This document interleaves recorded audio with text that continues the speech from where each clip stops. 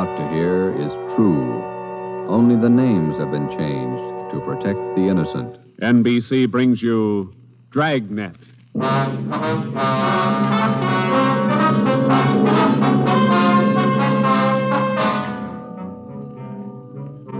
You're a detective sergeant. You're assigned to robbery detail. A ruthless fiend roams the streets of your city masquerading as a police officer. For months, helpless citizens have been robbed, beaten senseless, and kidnapped. The criminal is a twisted genius, vicious, cunning. Your job is to get him.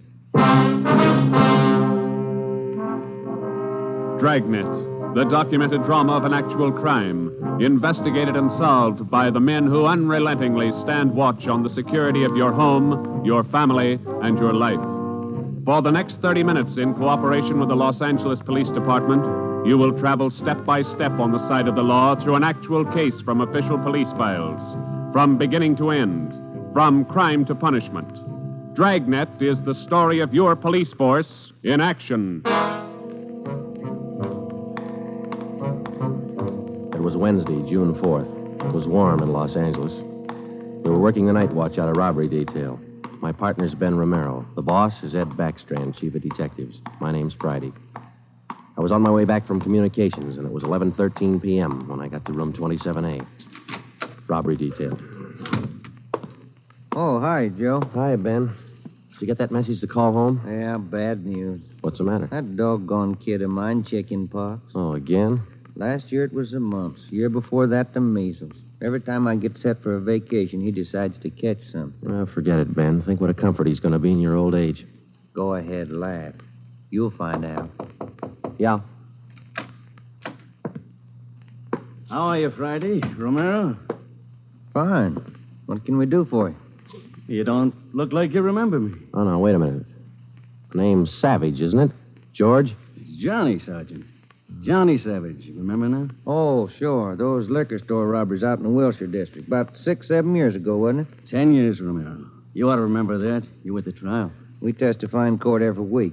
10 years is a long time. It's longer in the state pen. It's a lot longer. Yeah, you cried a little at that trial, didn't you, Savage? You said we beat that confession out of you. Yeah, that's why I figured I'd drop in for a little visit. Kind of apologize to you fellas.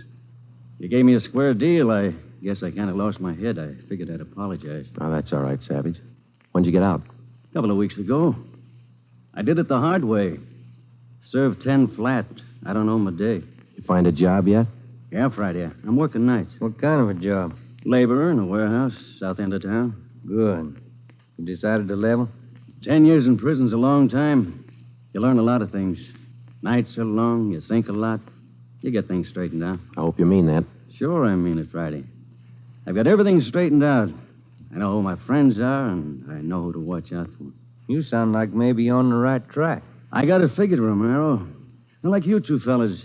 You caught me red-handed, and you sent me up for 10 years. Well, you did all right, Savage. 5 armed robberies. You got off pretty easy. You got a break, Savage. Make the best of it. Sure, I'm not kicking. 10 years, a real break. That's right. Well, just dropped in for a little visit. Maybe I'll see you fellas sometime. All right, Savage? Keep your nose clean? Sure. No hard feelings. No. You just took 10 years of my life, that's all. There's no such thing as a man going through prison without changing. And Ben and I have seen him switch in both directions. Some men learn their lesson after they land behind bars, and when they're released, they turn into good citizens. Johnny Savage was sour. We made a mental note to check him out later on, and then we went down to the record bureau and pulled his coming out mug. That's about all that we had time for, because about an hour later, we started to get busy. Hot shot, Joe. Grab it. On the corner of Selma and Naples, the drugstore, 211 and probable attack. On the corner of Selma and Naples, 211 and... What you got, Joe? Selma and Naples, 211 and attack. Come on.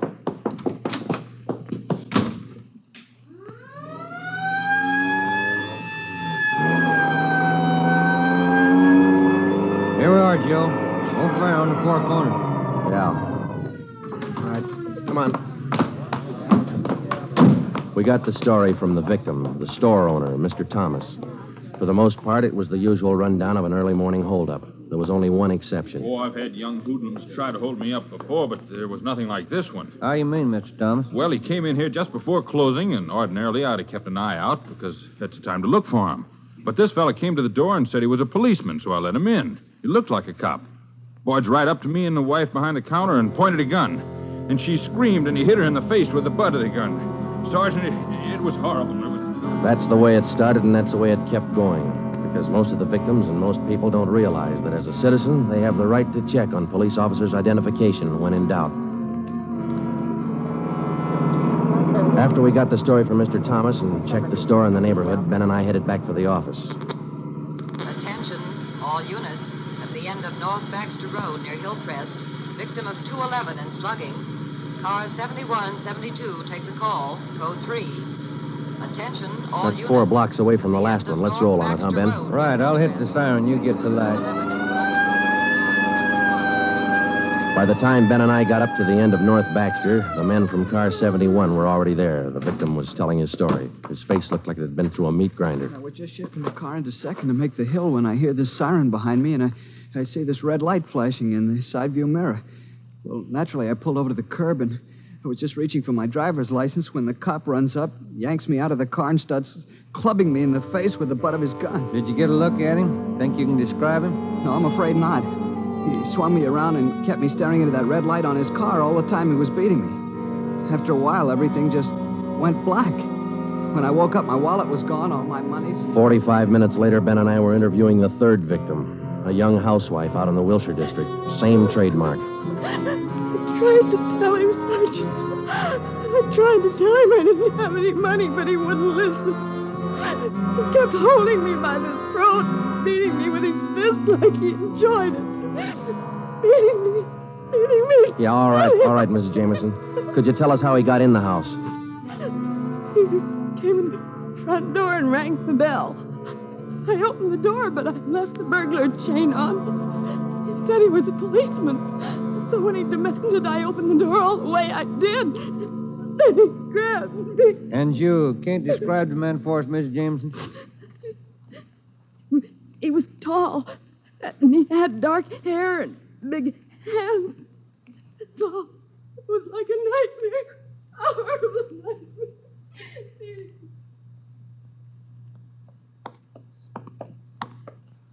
Tall, dark hair, big hands. Your guess the same as mine, Joe? Maybe. Let's wait and see. Come on, let's check with the boss. Hi, Mike. Hi. He's waiting for you in there. Come on, Ben. Chief of Detective's office. Hannon. Sit down. Yeah, Skipper. All right, you two, let's have it. The guy with the red light? Yes, the guy with the red light posing as a policeman. Why hasn't he been picked up? You know as much about it as we do, Ed. We got our first call around midnight. He knocked over a drugstore out on Selma. He hasn't stopped working since. Didn't you get any definite lead on him? No description, no license number? Nothing. He's tall, big hands, dark hair, that's all. Fine. Either of you got any ideas? Could be anybody, Skipper, with that description. You're sure it wasn't anybody on the force? We sent all the victims down to personnel. Lowry showed him the mug book of all police officers. Wasn't one of our men. Works fast. Drugstore, a motorist, a pedestrian, a housewife out in the Wilshire district. Went right in the house after her. 4 of them, right in a row. 5.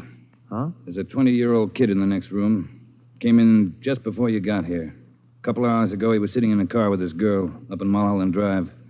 This red light bandit comes along, slugs him, and kidnaps the girl. Kidnapped? She still missing? Not a trace. When did this happen? A couple of hours ago, they brought the kid over from Georgia Street Hospital. We can talk to him now. He's had a bad time. Right in here. Okay. Pete, we're going to have to ask you a few more questions. Oh, yeah. Okay. It feels a little better now. This is Sergeant Friday and Sergeant Romero. Hi, Pete. Hi. Can you tell us what time the trouble started? Oh, about 10:15, 10:30. Sally and I were sitting in the car talking about where we were going on our honeymoon. We're going to be married next month. And then this car pulls up behind us and starts flashing a red spotlight on us, and a guy runs over and pulls open the door. He said he was a cop. Did you get a good look at his car, Pete? I think it was a black sedan. Did you get a look at the man, Pete? No, I didn't. It was pretty dark, and he kept me staring into that red spotlight. It all happened so fast. Then he started slugging me, and I went down. What happened then? Well, the next thing I knew, Sally was screaming. He had one hand on her throat, and he had her backed up against the side of the car. He was beating her with the other hand. Some kind of a short billy club. Well, I got up and I started for him, and he slugged me again. When I came to, Sally was gone. Anybody check the area up there, Ed? Yeah, Davis and Griffin. Didn't find a thing. Oh, Sergeant, you gotta find it. You got to. I wouldn't know what to tell her folks. I wouldn't know what to say. That's all right, Pete. We'll find her. You take it easy. Got a hot shot, Ed, up on Summit Road near Westmore. A woman, unconscious. Ambulance follow-up. Possible dead body. All right, Hannon. Look after Pete here. Friday, Romero, let's go. Up ahead, Romero, to the right. Okay, Skipper?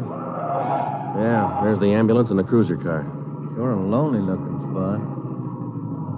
All right, come on.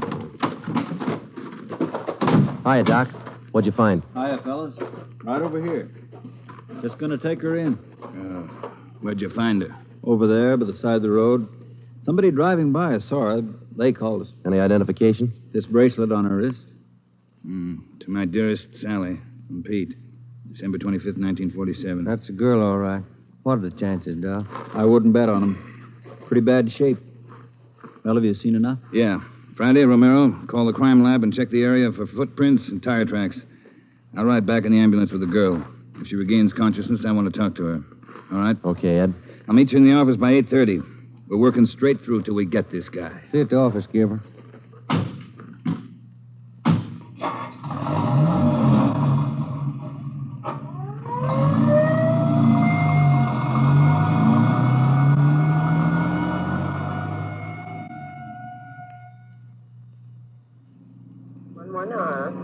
What time you got, Ben? 7 minutes to 4. Long night. Hey, that car up there ahead. Let's take a look at it, huh? Black sedan. Hey, look, he's flashing a red spot on that convertible. Come on.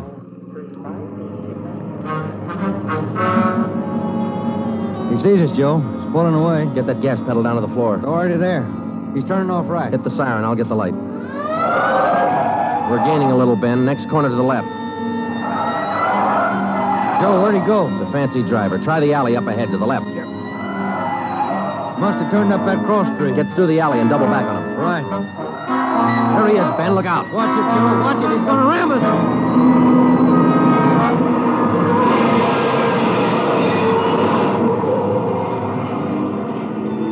We got hit just in front of the rear bumper. Our car was forced into the curbing and it turned over. He was real lucky. He kept right on going. But this time, Ben and I were sharing the luck.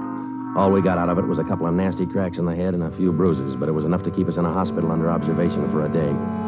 By this time, Ed Backstrand was fuming. So were the newspapers. During the day we spent in the hospital, the Red Light Bandit went on a real blitz.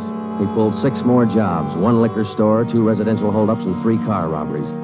5 of the 6 victims were slugged and beaten. Davis and Griffin had taken over for Ben and me, and by the time we got back on the job, they'd built up a lead for us. We've been working with Wilkerson up in auto theft, Joe. He's used 4 stolen cars already. We got the makes and numbers on each one of them. How about the dark sedan he was driving when he rammed us? The boys picked it up this morning out on Sepulveda. We're checking it for prints now. Oh, that's fine, Dave. You got any description on the guy yet? No luck there, Joe. He works too fast. Nothing at all? The same as you had. Tall, black hair, big hands. Loves to use them. Friday, Romero, got a minute? Okay, Skipper. Check you later, Hyundai. Sure thing, boys. Sit down. How do you feel? Pretty fair, Ed. Little stiff here and there. All right, did Davis fill you in? Up to date. Okay, I just called the doctor who's handling Sally Wilder, Pete's girlfriend, you remember? Oh, yeah. She's been in pretty bad shape since we found her up there on Summit Road. This morning she took a turn for the better. She's conscious, and her doctor thinks she might be able to talk to us a little bit. Good. When? About an hour. I cleared it with the doctor and with her family. You'll only be able to stay a couple of minutes, so make the most of them. That's all. All right, Ed. We'll check with you later. Say, Joe, Ben, here's some mail came for you fellas while you were gone. Oh, thank you, Mike. We're going over to the county hospital. We ought to be back in a couple hours. Okay. Say, there's been a couple of phone calls, too. Yeah, anything important? I don't think so. The guy just called to say hello. Said his name was Johnny Savage. He just called to say hello. I presume you men are aware of the girl's critical condition. Yeah, that's right, Dr. Froman. We saw her before she was taken here at the hospital. Yes. You understand, of course, that you'll be able to see her for only a few minutes, and please try your best not to excite her, huh? Right, Doctor.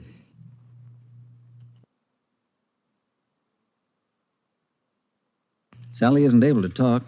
Bad mouth and face injuries, So your questions will have to be answered simply yes or no and nod of the head. Okay, we got you.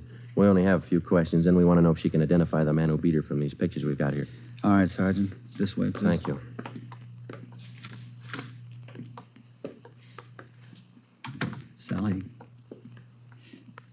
Sally, these gentlemen are from the police department. They'd like to ask you a few questions. Now, there's no need to be nervous or afraid. Just simply nod your head yes or no. Oh, that's fine. All right, Sergeant. Sally, did you see the man who attacked you? Yes. She says yes. Did you get a good look at his face? You did. All right, Sally, now you can answer these three together, just yes or no. Was he tall? Did he have dark hair? Did he have large hands? He did. Ben. Oh, yeah, Jim. Hand me the folder. Yeah. Here you are. Thanks. Now, there's just one more thing, Sally. I'm going to show you some pictures. Now, take all the time you want before you make up your mind about each one. If you recognize any one of these men as the person who attacked you, just nod your head, all right? All right, that's fine. Good. Here's the first one.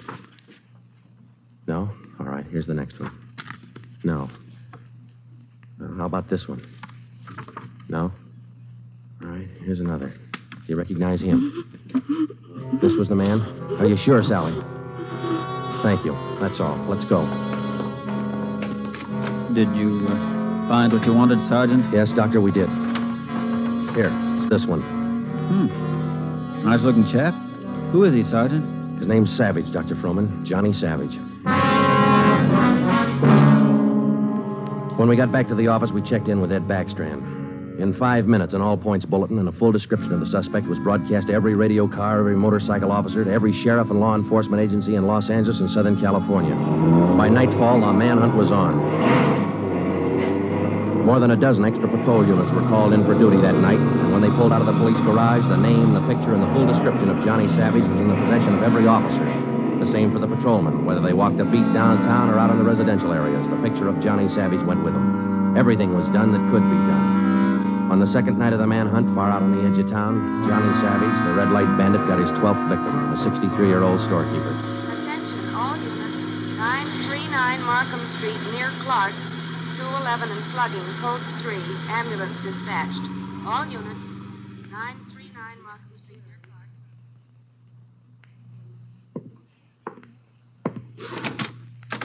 Here it is, Skipper. Tie-in. What'd you get? Wilkerson lifted the prints off that black sedan that rammed Joe and me. Yeah? They belong to Johnny Savage. Yeah, good. That storekeeper last night. It is Savage, all right. Victim identified him from his mug. All right. We got enough of this Savage guy to put him on ice for life. All we have to do now is to get him. Now, look, the way we figure it, Ed, this red light bandit is using stolen cars with cold plates, so there's no way of tracking down the cars at regular commercial garages. He's got to be renting private garages someplace around town. All right, let's get the neighborhood patrolman on the job. Advertise it. All over town. It's a city ordinance, isn't it? People who rent private garages are bound by law to register the car and license number with the police. Start a campaign if you want, but find those cars. Right. Yeah, wait a minute. Hello, Backstrand. Yeah? When? I see. Yeah, thanks. What is it, Ed? It was the hospital. About the girl, Sally. Sally Wilder? What about her? She died 5 minutes ago. That night, everybody went back on the job as usual. The cruiser cars, the patrolmen, the motorcycle officers, and about a dozen decoy cars. Armed policewomen riding alone in cars or parked in lonely spots with a police officer escort. Our car, 80K, was still in the garage for repairs, so they assigned us another one. And we started to make the rounds. Everything was usual. Except one thing. We weren't tracking down just a thief anymore or a sadist who liked to beat people's faces in. We were out to get a murderer. It was a perfect night for the suspect. Dark, no moon. I gave Ben 2-to-1 odds, and I put up $5 that we'd get Savage that night. I lost the $5. We cruised until 7 the next morning, but there wasn't even a nibble. We had breakfast at the Federal Cafe, a little restaurant down the street from the city hall, and it was about 8:15 when we got back to the office. We were pretty tired. Robber detail, Romero. I would like to speak to Sergeant Friday. Just a minute. It's for you, Joe. Okay, thanks. Friday talking. Sergeant Friday, I want to talk to you. Well, I'm listening. Go ahead. I want to talk to you in person as soon as possible. Can't you tell me over the phone? What is it? I cannot tell you over the phone. It is very important. Can you come now? Well, now, look, mister, I'm awful sorry, but we're very busy down 554 Ramona Avenue. Can you come now? Well, what's this all about? Who is this speaking? My name is Carl Savage. My son's name is John.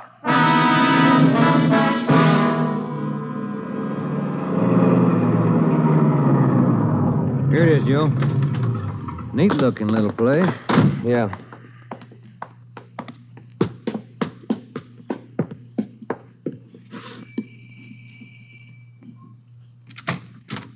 Yeah? I'm Sergeant Friday. You Mr. Savage? Yeah, come in. Okay. This is my partner, Sergeant Romero. How do you do? I will be brief, gentlemen. I am the father of John Savage. I wish for you to catch him. I will help you. I noticed the name on the mailbox outside, Mr. Savage. Changed your name lately? I changed my name 10 years ago when John first got into trouble. My own name I had to change. The shame. Always from him, my son. Shame. Mr. Savage, has your son been home since he got out of prison? Yeah, many times to ask for money. I would not give him any, so he struck me. Last night I read in the newspaper the little girl he beat up. She is dead. Then I make up my mind. Do you know where your son is now, Mr. Savage? Not now, no. But our garage has a car in there. It is not his, I know. Also in the garage, I find many license plates. I find spotlights with red glass lens. But you don't have any idea where we could find him. No, but he will come back. He always comes back for money. We're going to station an officer here in the house, Mr. Savage. Anything you want, if it will catch him. He's bad, Sergeant. Like something poison. All through, he's bad. See a sewing basket over there, Mr. Savage. The wife live here with you? 10 days ago, before this starts, I bury Gertrude, my wife, his mother. Sergeant, for 10 years she is sick, but for 10 years she stays alive to see him from prison. 10 days ago, she died. He did not even come to the funeral. Does your son have any idea that you might call us? No, I don't think so. But when you catch him, give me a gun. With my own 2 hands, I will kill him. Johnny Savage.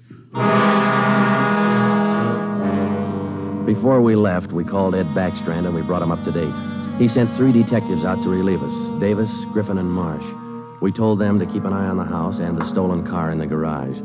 That night after dinner, Ed Backstrand, Ben, and I went out and relieved them. We parked the cruiser car in the garage next door, and then we took up our posts. Carl Savage had a light supper, and then he went to bed about 9. The 3 of us sat at the front windows in the darkened house, and we waited. Ben kept his eye on the garage. Outside, across the city, the manhunt continued as usual. 3 hours went by. The waiting got monotonous. Friday, Romero, look alive, will you? Oh, yes, Skipper. I'm sorry. That clock's enough to put anybody to sleep. What time you got? 12:23 a.m. Thanks. The clock kept ticking. We were tired. We took turns keeping each other awake. At 10 minutes past 2, I looked at my watch, and then I settled back and tried to find some kind of a comfortable position. They started so faintly, it was just like the ticking of the clock. Same rhythm. And then they came closer, and the sounds got out of rhythm. Backstrand's head came up with a snap. Friday, Romero, you hear that? Yeah, Ed. Get up to the window once the curtains. You see anything? Yeah. Yeah, somebody's coming. Savage? Can't tell. Wait a minute, he's slowing down. He's going up the driveway to the garage. He's going inside. That's him. Come on. Watch it, he spotted us. He went over that fence into the yard. There he is, Friday. You hit him, Joe? Maybe. Yeah, he's going for the street. He's headed for that car, Ed, that sedan up on the corner there. Yeah, Romero, go back and get the car. Right, Skipper.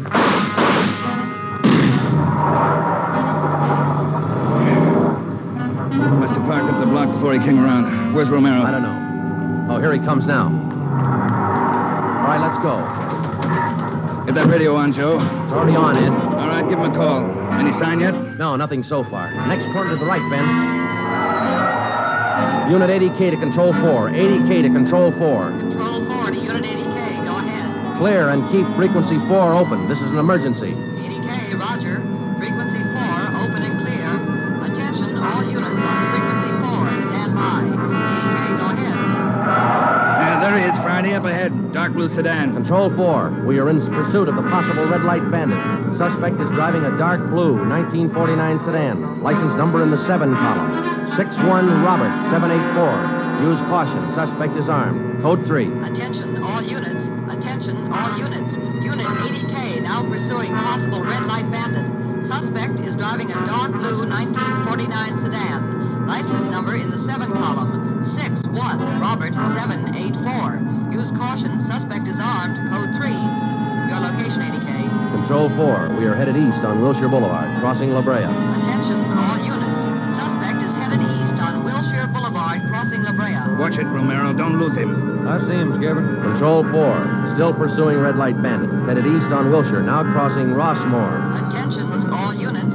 Suspect is still headed east on Wilshire, now crossing Rossmore. Suspect is armed. Use caution. Code 3. That truck pulling out up ahead. Hit the siren, will you, Skipper? Yeah. Hold on, it's a tight squeeze. Gaining on him, Romero. A lot of traffic up ahead. He's got to slow down. Control 4, suspect headed east on Wilshire, crossing Western Avenue, closing in. There he goes. Took a right down Sherman Alley. It's a dead end. Yeah. Control 4, suspect turns south into Sherman Alley, closing in on suspect. Attention, all units. Suspect has turned south into Sherman Alley. Suspect is trapped. Converge on Sherman Alley. There he is, Skipper. Pulling up ahead. He's jumping out. All right, take the mic, will you, Ed? Here. Come on, Ben. I'll direct the other cars in. If you need help, holler. Right, Skipper. All right, which way to go, Ben? Down between those buildings. Come on. He's starting up the back fire escape. All right, keep him busy. All right, Savage, come on down. He wants to go to Roughwood. One more chance, Savage. Come on down. No use, Joe. He's heading up for the roof. Come on. He climbs like a monkey. Come on, let's get him. Yeah, all right. Here, I'll give you a hand. Here's the roof. All right, where'd he go? I don't know. Let's spread out. All right, Savage, you're through. Throw your gun out. Come out with your hands up. Watch it, Joe. He's running for the edge. He's going to jump. I'll get him. All right, up, guy back here. You lousy copper, you dirty, lousy cop. I'll kill you, man. You're through, Savage. You're through.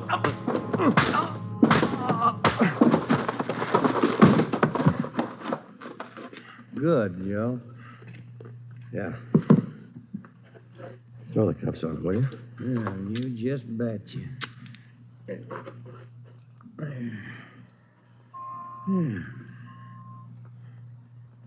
You want to smoke? Yeah, I can sure use one. Thanks. Quiet up here. Yeah. I was just thinking. Well?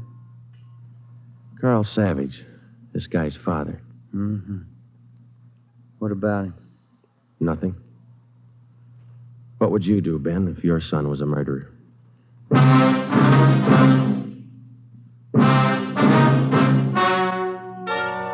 The story you have just heard is true.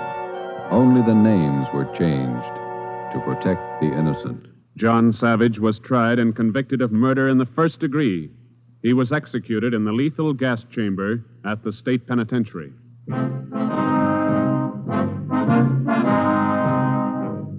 You have just heard the sixth in a new series of authentic cases from official files.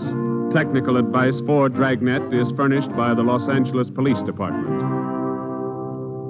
Tonight's program is dedicated to Patrol Officer Robert Steele of the Montana State Highway Patrol, who on the morning of November 2nd, 1947, gave his life so that yours might be more secure.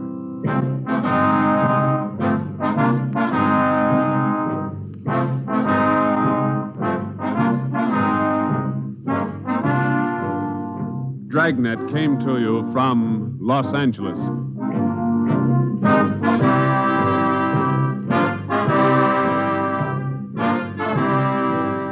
This is NBC, the national broadcasting company.